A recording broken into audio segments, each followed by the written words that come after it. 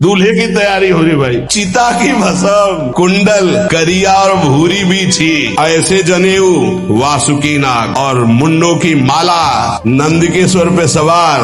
बोले ऐसे दूल्हा के लिए दुल्हन तो त्रिभुवन में नहीं मिलेगी। दूल्हा सज गया। ब्रह्मा जी ने देखा, बोले महाराज आगे आपकी सवारी। नारायण भगवान उनके चतुर्भुज पार्षद, पीछे हंस पे सवार ब्रह्मा जी अपना परिकर, देवराज इंद्र। भगवान शिव ने कहा तुम अपने पार्षद सब लिए हो तो हम बुलाते हैं। श्रृंगी निकाली, जे ही बजाया तो भगवान शिव के पार्षद आ गए। जय हो महाराज की आज्ञा करो। अरे बोले विवाह हमारा किसी के एक को मुख नहीं, केवल मांसई का पिंड है, और किसी के पूरे शरीर में मुख ही मुख है, किसी के एक भी हाथ पैर नहीं है, और किसी के बहुत से हाथ पैर हैं। भगवान शिव का विवाह, भूत प्रेत बड़े मौजियल, स्वामी का विवाह हो रहा है, खूब छिड़क कर नाच रहे, देख ले तो मूर्छा आ जाए। अब बनी है बारात। ये हुआ कि जय हो बारात पधार रही है, सामवेद का गान करते हुए गरुड़ पर विराजमान भगवान। सब हिमालय वासी ओहो धन्य है धन्य, यही दूल्हा है, बाराती है।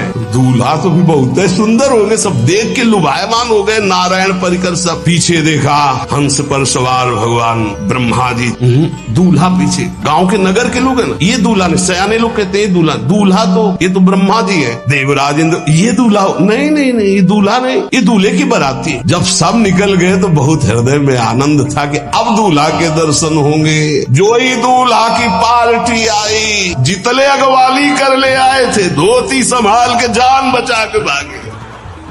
अब आरती करने के लिए, सुमंगल गाने के लिए नवीन नवीन स्त्रियां पार्वती जी की माता के साथ आ रही। मैना सोने की थाल है, आरती लेके जे भी देखा दूल्हा को, यही दूल्हा है। हाँ, हमारी बिटिया सूखे पत्ते खा के इसके लिए भजन करती रही। मैना जी ने पीछे मुड़ के देखा, एक भी नहीं स्त्री थी, अकेले थाली लिए खड़ी थी। थाली पटक दी, आरती की गई। अच्छा तो मेरा निर्णय सुन लिया जाए मैना जी का, अगर मेरी बात नहीं मानी गई तो हिमालय के शिखर से अपनी बेटी को लेके गिर के आत्महत्या कर लूंगी, ब्याह नहीं होने दूंगी। नारद जी गए और बोले विवाह करना है कि नहीं करना। शंकर जी से कहा, बोले आए इसीलिए। बोले ये सब बंद करो आप, ये रूप से विवाह होता है, ये रूप हटाओ। बोले कौन सा रूप धारण करे? दूल्हा रूप धारण करो।